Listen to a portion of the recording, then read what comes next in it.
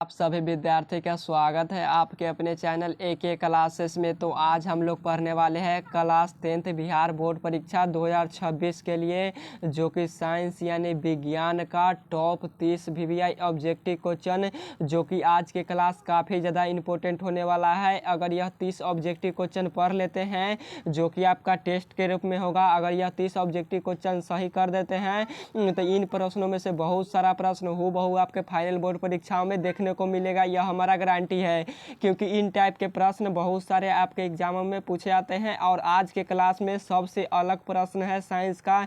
जितने भी क्वेश्चन हम आपको पढ़ाए हैं उससे बिल्कुल यह सभी क्वेश्चन अलग है। तो आज का क्लास आप लोग 30 ऑब्जेक्टिव क्वेश्चन को जरूर कर लीजिएगा बारीकी तरीके से, ताकि आपकी तैयारी अच्छे तरीके से हो पाए। तो चलिए आज का क्लास हम लोग फाइनली स्टार्ट करते हैं। उससे पहले आप सभी विद्यार्थी से एक छोटा सा रिक्वेस्ट है कि आप सभी विद्यार्थी इस चैनल को सब्सक्राइब कर लीजिएगा और वीडियो को लाइक करके अपने दोस्तों के पास जरूर इस वीडियो को शेयर भी कर दीजिएगा, ताकि आपके दोस्त भी AK क्लासेस के साथ जुड़कर फाइनल बोर्ड परीक्षा की बेहतर तैयारी कर पाए और उनके भी अच्छे तरीके से तैयारी हो पाए। तो जरूर शेयर कर दीजिएगा। तो चलिए देखते हैं फर्स्ट नंबर क्वेश्चन। और आज का क्लास में सभी क्वेश्चन महत्वपूर्ण है, तो प्लीज़ जरूर यह 30 ऑब्जेक्टिव क्वेश्चन को कर लीजिएगा, इम्पोर्टेंट है। फर्स्ट नंबर क्वेश्चन में हमसे पूछा गया है कि अम्लीय वर्षा का pH मान कितना होता है।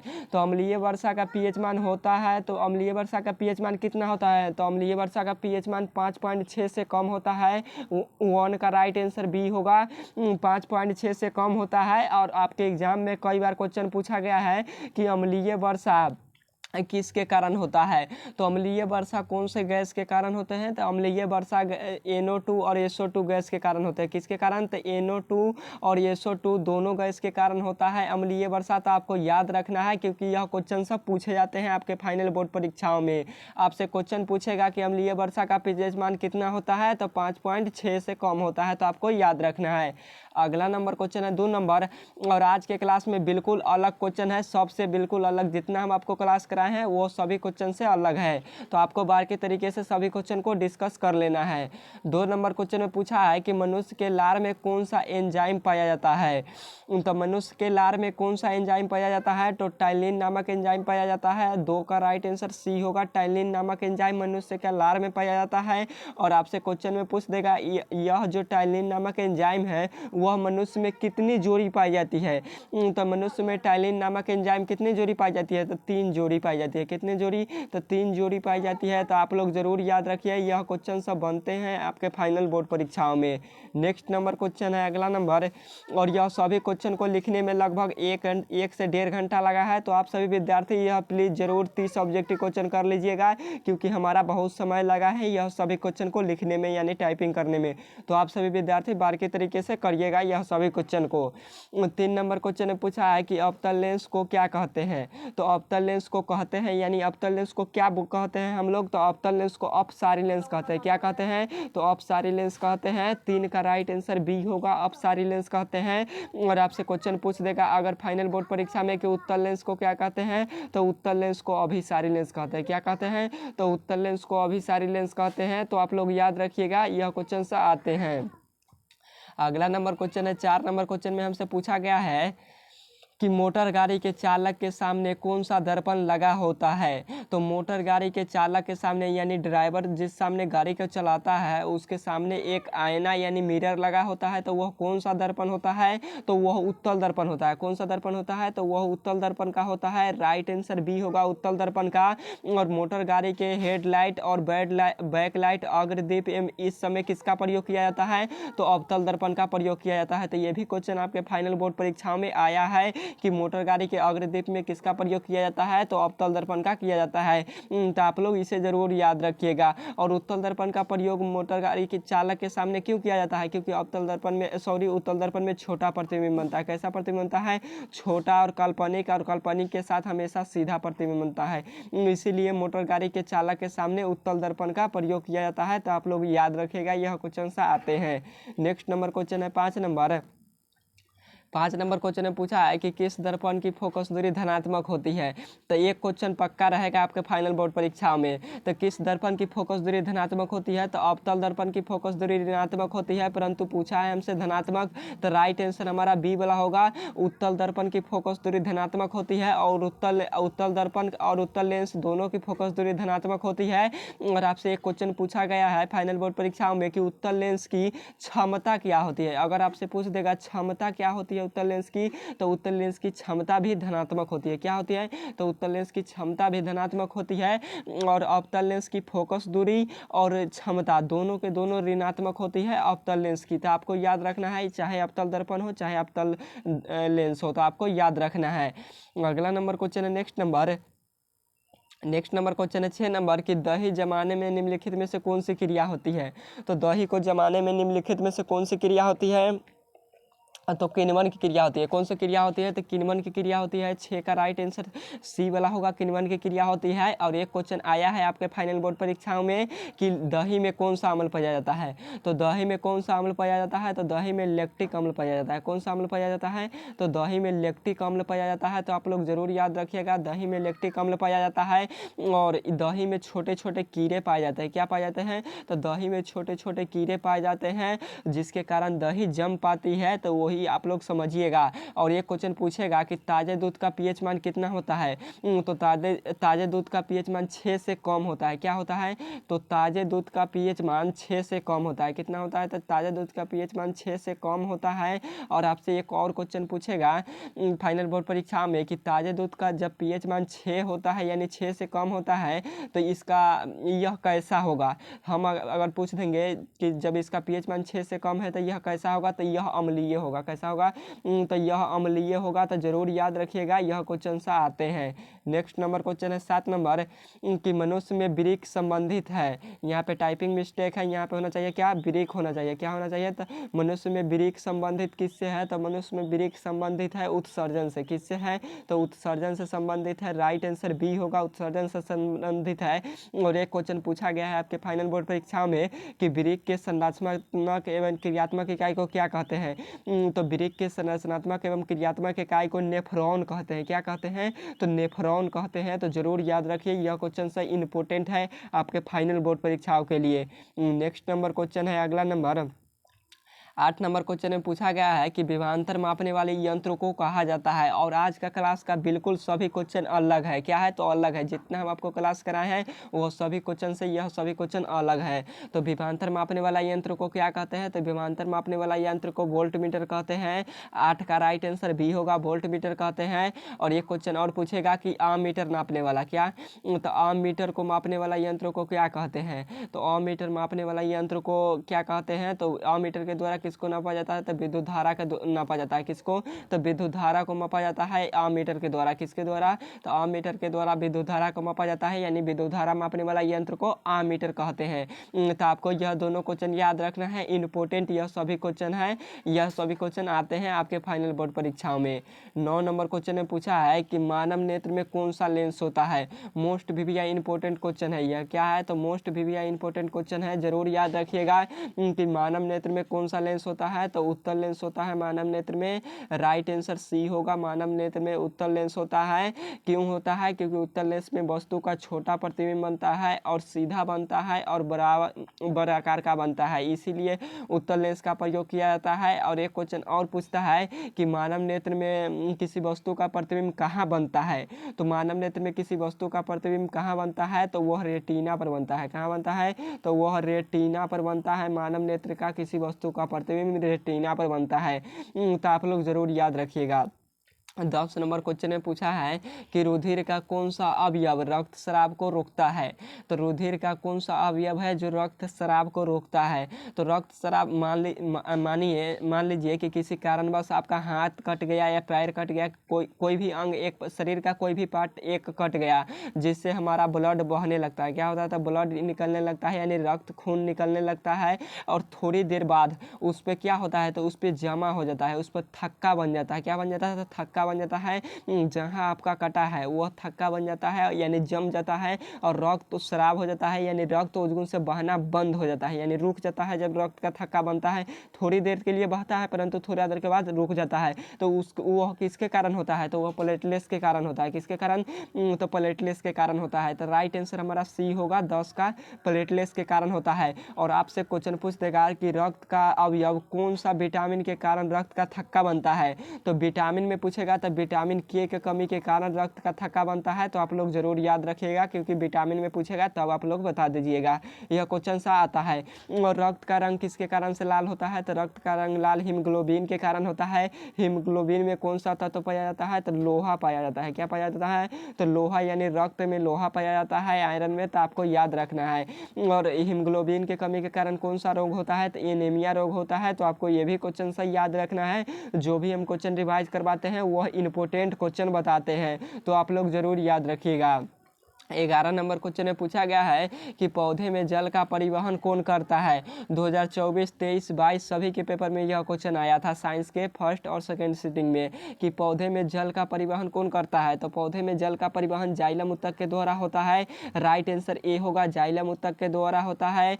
और आपसे पूछ देगा भोजन का परिवहन, जल के जगह पर आपसे पूछ देगा भोजन का परिवहन किसके द्वारा होता है, तो भोजन का परिवहन फ्लोएम के द्वारा होता है। किसके द्वारा, तो भोजन का परिवहन फ्लोएम के द्वारा होता है। तो हमसे पूछा है जल का परिवहन किसके द्वारा होता है पौधे में, तो पौधे में जल का परिवहन जाइलम उत्तक के द्वारा होता है। तो 11 का राइट आंसर ए होगा। तो आप लोग जरूर याद रखिएगा, इंपॉर्टेंट है, यह सभी क्वेश्चन आते हैं आपके एग्जामों में।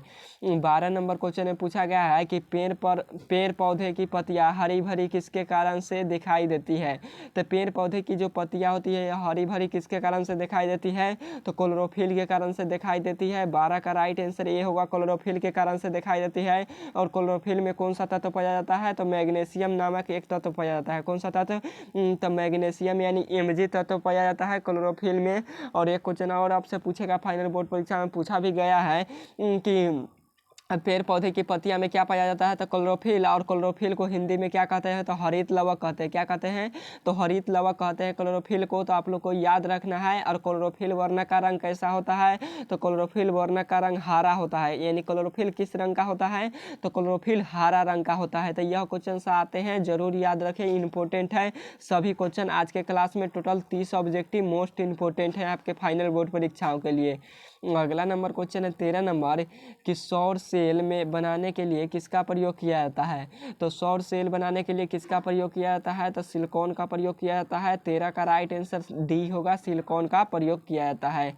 14 नंबर क्वेश्चन है कि संगमरमर का रासायनिक सूत्र क्या होता है। तो संगमरमर का रासायनिक सूत्र क्या होता है, तो CaCO3 होता है। क्या होता है, तो CaCO3 होता है। तो राइट आंसर हमारा ए वाला होगा, CaCO3 होता है। और हम पूछेंगे संगमरमर का रासायनिक नाम क्या होता है। यहाँ पे पूछा गया है सूत्र, और हम पूछेंगे रासायनिक नाम क्या होता है संगमरमर का। तो आप लोग क्या जवाब दीजिएगा, तो कैल्शियम कार्बोनेट। क्या, तो कैल्शियम, Ca के कैल्शियम और CO को कार्बोनेट कहते हैं। तो कैल्शियम कार्बोनेट। क्या, तो कैल्शियम कार्बोनेट रासायनिक नाम होता है किसका, तो संगमरमर का रासायनिक नाम क्या होता है, तो कैल्शियम कार्बोनेट। तो यह क्वेश्चन से जरूर याद रखिए, आपके सूत्र पूछे या नाम पूछ सकता है आपके फाइनल बोर्ड परीक्षा में, यह सभी क्वेश्चन आता है। तो आप लोग जरूर याद रखिएगा। और थोड़ा सा इसको छोटा कर लेते हैं क्योंकि यहाँ लग रहा है इंग्लिश में भी टाइप हुआ है, तो आप लोग देख लीजिएगा। तो यहाँ इंग्लिश में टाइप हुआ है कि मुख्य प्रदूषक गैस कौन सा है। तो ये आप लोग इंग्लिश में भी पढ़ सकते हैं कि मुख्य प्रदूषक कौन सा होता है, यानी मुख्य प्रदूषक गैस कौन सा होता है, तो CO2 कार्बन डाइऑक्साइड होता है। राइट आंसर सी होगा, CO2 यानी कार्बन डाइऑक्साइड। और शुष्क बर्फ, एक क्वेश्चन पूछता है कि शुष्क बर्फ किसे कहते हैं, तो शुष्क बर्फ भी इसे ही कहते हैं। किसे कहते हैं, तो शुष्क बर्फ भी कार्बन डाइऑक्साइड यानी CO2 को कहा जाता है। तो जरूर याद रखिए, यह क्वेश्चन से आता है। और CO2 कैसा होता है, तो CO2 अम्लीय होता है। यह क्वेश्चन से पूछा गया है आपके एग्जामों में, इंपॉर्टेंट है। अगला नंबर क्वेश्चन है next number next number question में पूछा गया है कि रक्त का लाल रंग किसके कारण से दिखाई देता है। तो रक्त का रंग लाल किसके कारण से दिखाई देता है, तो यह हीमोग्लोबिन के कमी के कारण से दिखाई देता है। राइट आंसर सी होगा। किसके कारण से होता है, तो हीमोग्लोबिन की कमी के कारण से होता है। 16 का राइट आंसर सी होगा, हीमोग्लोबिन के कारण से। और हीमोग्लोबिन में कौन सा तत्व पाया जाता है, तो लोहा पाया जाता है। लोहा को आप लोग क्या कहते हैं, तो आयरन कहते हैं। और लोहा में कौन सा होता है, तो हीमोग्लोबिन होता है, जो कि रक्त में पाया जाता है। तो आपको याद रखना है, यह सभी क्वेश्चन आता है। और हीमोग्लोबिन के कमी के कारण कौन सा रोग होता है, यानी कौन सी बीमारी होती है, तो एनीमिया रोग हो जाता है। तो जरूर याद रखिए। अगला नंबर क्वेश्चन है 7 नंबर में क्वेश्चन में पूछा गया है कि अपवर्तन के कितने नियम हैं। तो अपवर्तन के कितने नियम हैं, यानी प्रकाश के अपवर्तन के कितने नियम हैं। तो प्रकाश के अपवर्तन के 2 नियम होते हैं। तो राइट आंसर ए वाला होगा, 2 नियम होते हैं। प्रकाश के अपवर्तन और परावर्तन दोनों का 2 ही नियम होते हैं। और प्रकाश के दूसरे नियम को क्या कहते हैं, तो प्रकाश के दूसरे नियम को स्नेल का नियम कहते हैं। क्या कहते हैं, तो प्रकाश के दूसरे नियम को स्नेल का नियम कहते हैं। तो आप लोग जरूर इसे याद रखिए, इंपॉर्टेंट है। यह सभी क्वेश्चन बनेंगे आपके फाइनल बोर्ड परीक्षाओं में। अगला नंबर क्वेश्चन है 18 नंबर, प्रतिरोध का एसआई मात्रक होता है। तो प्रतिरोध का एसआई मात्रक क्या होता है, वही क्वेश्चन हमसे पूछा है। तो प्रतिरोध का एसआई मात्रक क्या होता है, आप सभी विद्यार्थी बताइए क्या इसका राइट आंसर होगा। तो राइट आंसर इसका बी होगा। प्रतिरोध का एसआई मात्रक ओम होता है। क्या होता है, तो ओम होता है। और ओम को कुछ इस प्रकार से सिंबल से सूचित किया जाता है। कैसे, तो कुछ इस प्रकार से सूचित किया जाता है ओम को। तो आपको याद रखना है। और वाट किसका होता है, तो वाट विद्युत शक्ति का एसआई मात्रक होता है। और एम्पियर विद्युत धारा का एसआई मात्रक होता है। और वोल्ट किसका एसआई मात्रक होता है, तो विद्युत विभव और विद्युत विभवांतर का दोनों का एसआई मात्रक वोल्ट होता है। तो यह क्वेश्चन आते हैं आपके फाइनल बोर्ड परीक्षा में। तो जरूर इसे याद रखिएगा, वोल्ट वाला को, क्योंकि इंपॉर्टेंट क्वेश्चन है आज के क्लास का। अगला नंबर क्वेश्चन है 19 नंबर क्वेश्चन है। और आपसे एक रिक्वेस्ट यह है कि मतलब आपसे एक और रिक्वेस्ट यह है कि आप सभी विद्यार्थी सब्सक्राइब नहीं करते हैं, तो सब्सक्राइब ज़रूर कर लीजिएगा। और जल्दी 500 सब्सक्राइबर कंप्लीट कीजिए। क्या कीजिए, तो 500 सब्सक्राइबर कंप्लीट कीजिए, ताकि हम आपके पास लाइव जाकर बारीकी तरीके से तैयारी करा पाए, आपको अच्छे तरीके से, और सभी क्वेश्चन को करा पाए। और आपके लिए बहुत बड़ी एक खुशखबरी है कि 500 ऑब्जेक्टिव क्वेश्चन, क्या सोशल साइंस का 500 VVI ऑब्जेक्टिव क्वेश्चन, जो कि 80 आपके एग्जाम में क्वेश्चन पूछेगा। कितना पूछेगा, तो आपके फाइनल बोर्ड परीक्षा में 80 ऑब्जेक्टिव क्वेश्चन पूछेगा, जिसमें से आपको 40 ऑब्जेक्टिव क्वेश्चन बनाना रहेगा। कितना, तो जिसमें से आपको 40 ही ऑब्जेक्टिव क्वेश्चन का उत्तर देना रहेगा, सिर्फ और सिर्फ 40 ऑब्जेक्टिव क्वेश्चन का। आप लोग 80 में से कोई भी 40 ऑब्जेक्टिव क्वेश्चन बना सकते हैं। तो आपका यह हमारा गारंटी है, क्योंकि 100% जो यह 500 ऑब्जेक्टिव क्वेश्चन लाएंगे हम सोशल साइंस का ऑब्जेक्टिव क्वेश्चन, उसी में से यह 80 ऑब्जेक्टिव, लगभग 70 प्लस ऑब्जेक्टिव लड़ेगा। यह हमारा गारंटी है, क्योंकि हमारा पढ़ाया गया 2025 के पेपर में, आप लोग जाकर देखिए पूरा क्वेश्चन लड़ गया है, क्योंकि जो भी पढ़ाए थे वही क्वेश्चन से आया था। तो जो 500 गेस किया जा रहा है प्रश्न सोशल साइंस का, जो टाइपिंग हो रहा है आपके एग्जामों के लिए, बहुत ही जल्द आएगा यह 500 ऑब्जेक्टिव का सीरीज। अगर आप लोग कर लेते हैं तो 80 में से आपसे 60 से 65 प्लस क्वेश्चन आराम से बन जाएगा। जो विद्यार्थी 400 ऑब्जेक्टिव क्वेश्चन कर लेगा, तो उससे 65 से 70 प्लस पक्का बन जाएगा। यह हमारा गारंटी है। तो इतना कंपटीशन के साथ हम बोल रहे हैं, क्योंकि इंपॉर्टेंट क्वेश्चन उसमें छांटा गया है, वैसे जो आपके एग्जाम में आएंगे और आते हैं, तो ज़रूर उससे कर लीजिएगा। तो यह बताना काफ़ी ज़्यादा ज़रूरी था, तो इसलिए हम आपको बता दिए। और कितना प्रश्न पूछेगा आपके एग्जाम में, तो 80 टोटल प्रश्न पूछेगा, जिसमें से 40 बनाना रहेगा। नेक्स्ट नंबर क्वेश्चन है, तो 19 नंबर क्वेश्चन है कि वायुमंडल में कौन सा रंग यानी वर्ण अधिक प्रकीर्णन करता है।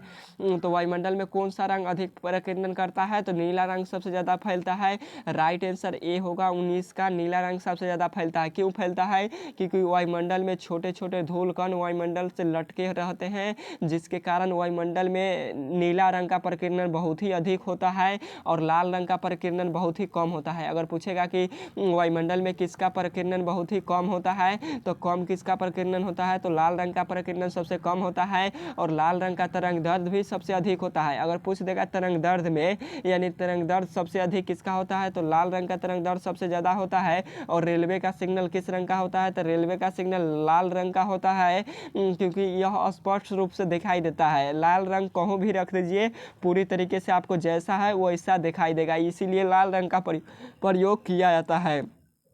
और इसीलिए हम क्वेश्चन भी लाल रंग यानी मतलब रेड रंग में आपको टाइप करते हैं, तक आसान होता है रेड रंग में टाइप करने के लिए, तो इसीलिए हम रेड कलर में मतलब टाइप करते हैं। तो आप लोग समझ गए राइट आंसर हमारा 19 का क्या होगा। तो 19 का राइट आंसर हमारा ये वाला होगा राइट आंसर। अगला नंबर है क्वेश्चन है 20 नंबर। 20 नंबर क्वेश्चन में पूछा गया है कि पाचन की क्रिया कहाँ पूरी होती है। तो पाचन की क्रिया कहाँ पूरी होती है, तो छोटी आंत में होती है। कहाँ होती है, तो छोटी आंत में होती है। राइट आंसर सी होगा, छोटी आंत में होती है। और इंसुलिन का स्रावन किसके द्वारा होता है, तो अग्नाशय से इंसुलिन का स्रावक होता है। तो आप लोग ये भी क्वेश्चन याद रखिएगा। और छोटी आंत में पूर्ण रूप से भोजन का पाचन हो जाता है, तो ये भी क्वेश्चन सा आते हैं। और एक क्वेश्चन पूछेगा कि छोटी आंत की लंबाई कितनी होती है, तो छोटी आंत की लंबाई 8 से 10 मीटर होती है। तो जरूर इसे याद रखिए, यह सभी क्वेश्चन आते हैं आपके एग्जामों में। नेक्स्ट नंबर क्वेश्चन में पूछा गया है 21 नंबर में कि किसी भी अम्लीय विलयन का पीएच मान होता है। तो किसी भी अम्लीय विलयन का पीएच मान कितना होता है, तो 7 से कम होता है। राइट आंसर सी होगा 7 से कम, क्योंकि हमसे पूछा गया है अम्लीय विलयन का पीएच मान। अगर क्षारीय विलयन यानी क्षार का पीएच मान पूछता है तो क्षार का पीएच मान 7 से अधिक होता है। उदासीन का पीएच मान पूछता है तो 7 होता है या 7 के बराबर होता है। और पीएच स्केल पर कितनी संख्याएं अंकित रहती है, तो 0 से लेकर 14 तक की संख्याएं अंकित रहती है। और सबसे बीच में क्या होता है, तो सबसे बीच में उदासीन यानी 7 होता है। तो आप लोग जरूर याद रखिएगा, यह क्वेश्चन आएंगे आपके फाइनल बोर्ड परीक्षा में। और जल हमारा कैसा होता है, तो जल उदासीन होता है।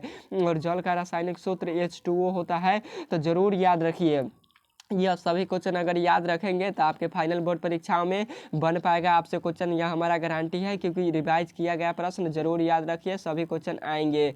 इंपॉर्टेंट पढ़ाते हैं हम सभी क्वेश्चन। अगला नंबर क्वेश्चन है 22 नंबर कि इंद्रधनुष में कितने रंग में होते हैं। तो इंद्रधनुष में कितने रंग होते हैं, तो इंद्रधनुष में टोटल 7 रंग होते हैं। क्या रंग होते हैं, तो 7 रंग होते हैं। राइट आंसर बी होगा 22 का, 7 रंग होते हैं इंद्रधनुष में। और एक क्वेश्चन पूछ लेता है आपसे फाइनल बोर्ड परीक्षा में, क्वेश्चन पूछा जाता है वही क्वेश्चन हम बताते हैं। तो आप लोग ध्यान से इंट्रोडक्शन सुनने का प्रयास कीजिएगा। तो इंद्रधनुष कुछ हमारा इस तरह से बनता है। क्या बनता है, तो इंद्रधनुष हमारा कुछ इस तरह से बनता है। क्या बनता है, तो इंद्रधनुष कुछ इस तरह से बनता है। आप लोग जिस तरह से बनता है बना लीजिएगा। तो इंद्रधनुष कुछ इस प्रकार से बनता है। और क्या होता है, तो सबसे ऊपर क्या होता है, तो सबसे ऊपर कौन सा रंग होता है, तो सबसे ऊपर लाल रंग होता है। कौन सा रंग होता है, तो सबसे ऊपर लाल रंग होता है। और सबसे नीचे कौन सा रंग होता है, तो सबसे नीचे यहाँ पे क्या, यहाँ पे ले लेते हैं क्या, यहाँ पे जो यहाँ पे होता है यह वाला कौन सा रंग है, तो यह वाला बैगनी रंग होता है। कौन सा रंग होता है, तो बैगनी रंग होता है यह वाला। तो आपको याद रखना है, सबसे नीचे जो होता है वह बैगनी रंग होता है और सबसे ऊपर जो होता है वह लाल रंग होता है। तो जरूर यह क्वेश्चन को आप लोग याद रखिएगा, क्योंकि इन धनुष के बनने की प्रक्रिया को क्या कहते हैं, तो यह प्रिज्मों से प्राप्त होता है। तो आप लोग जरूर याद रखिएगा, यह क्वेश्चन से आते हैं। तो राइट आंसर हमारा बी वाला होगा। नेक्स्ट नंबर क्वेश्चन है 23 नंबर कि प्रिज्म में सतह की संख्या है। तो प्रिज्म में कितने सतह होते हैं, तो प्रिज्म में टोटल 5 सतह होते हैं। राइट आंसर हमारा डी होगा, 5 सतह होते हैं। 2 त्रिभुजाकार होते हैं और 3 आयताकार होते हैं, यानी आयत के रूप में होते हैं 3 और 2 होते हैं त्रिभुज के रूप में। तो आपको याद रखना है। और प्रिज्म में किस मतलब किसके पश्चात प्रिज्म स्पेक्ट्रम में किसका प्रयोग किया जाता है, तो ये स्पेक्ट्रम बनाने में प्रिज्मों का प्रयोग किया जाता है। यह क्वेश्चन आया हुआ है आपके फाइनल बोर्ड परीक्षाओं में कि स्पेक्ट्रम बनाने में किसका प्रयोग किया जाता है, तो प्रिज्मों का। अगला नंबर क्वेश्चन है 24 नंबर। 24 नंबर क्वेश्चन में पूछा गया है। और 24 नंबर क्वेश्चन का उत्तर हम नहीं बताएंगे, क्योंकि आपको यह क्वेश्चन का उत्तर देना है कमेंट बॉक्स में कि निम्नलिखित में से किसका प्रयोग खाने बनाने वाले ईंधनों के रूप में नहीं किया जा सकता है। यहाँ पे पूछा है नहीं किया जा सकता है, तो निम्नलिखित में से किसका प्रयोग खाने बनाने के लिए हम लोग नहीं कर सकते हैं। तो आपको ए होगा या बी होगा या सी होगा या डी होगा, आपको यह चारों ऑप्शन में से कमेंट बॉक्स में बता देना है। तो चलिए देखते हैं 25 नंबर क्वेश्चन। और 30 क्वेश्चन थंबनेल में था, तो हम 25 क्वेश्चन पढ़ाएंगे। क्या करेंगे, 25 क्वेश्चन पर एंड कर देते हैं क्लास को। तो क्वेश्चन नंबर में पूछा है 25 नंबर में कि हजामत बनाने में किस दर्पण का प्रयोग किया जाता है। तो हम हजामत बनाने में अवतल दर्पण का प्रयोग किया जाता है। राइट आंसर ए होगा, हजामत बनाने में अवतल दर्पण का प्रयोग किया जाता है। और हजामत क्या होता है, तो दाढ़ी बनाने में क्या, दाढ़ी बनाने में क्या, तो दाढ़ी को बनाने में किसका प्रयोग किया जाता है, तो दाढ़ी को बनाने में यही अवतल दर्पण का प्रयोग किया जाता है। और 2 नंबर वाले क्वेश्चन में पूछता है कि अवतल दर्पण का प्रयोग लिखे। तो अवतल दर्पण का प्रयोग कहाँ कहाँ हुआ होता है, लिखे। यह क्वेश्चन से आते हैं। तो अवतल दर्पण का प्रयोग कहाँ कहाँ हुआ होता है, तो मोटर गाड़ी के चालक के अग्रदीप में होता है, और डॉक्टरी क्षेत्रों में होता है, रोगियों के कान नाक मुंह गले इत्यादि के जांच के लिए होता है, सर्च लाइट का परावर्तक सतह अवतल दर्पण का बना होता है, अवतल दर्पण का उपयोग हजामत बनाने में किया जाता है। तो इन सभी में किया जाता है। और अवतल दर्पण का उपयोग और किया जाता है कहाँ, तो किसी भी वस्तु का बड़ा प्रतिबिंब बनाने में। क्या तो किसी भी वस्तु का बड़ा प्रतिबिंब बनाने में अवतल दर्पण का प्रयोग किया जाता है।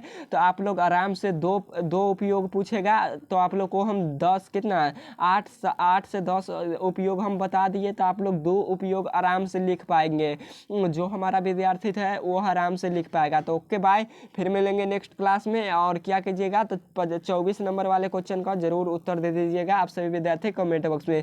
तो आज का क्लास कैसा लगा, इंपॉर्टेंट क्वेश्चन 30 इंपॉर्टेंट आपके क्वेश्चन हम लिख कर लाए हैं। तो आप सभी विद्यार्थी जाकर इसे कर लीजिए, इंपॉर्टेंट है, जो कि 25 क्वेश्चन कराए हैं। तो ओके बाय, फिर मिलेंगे नेक्स्ट क्लास में। और 24 नंबर क्वेश्चन का उत्तर जरूर दीजिएगा। बाय।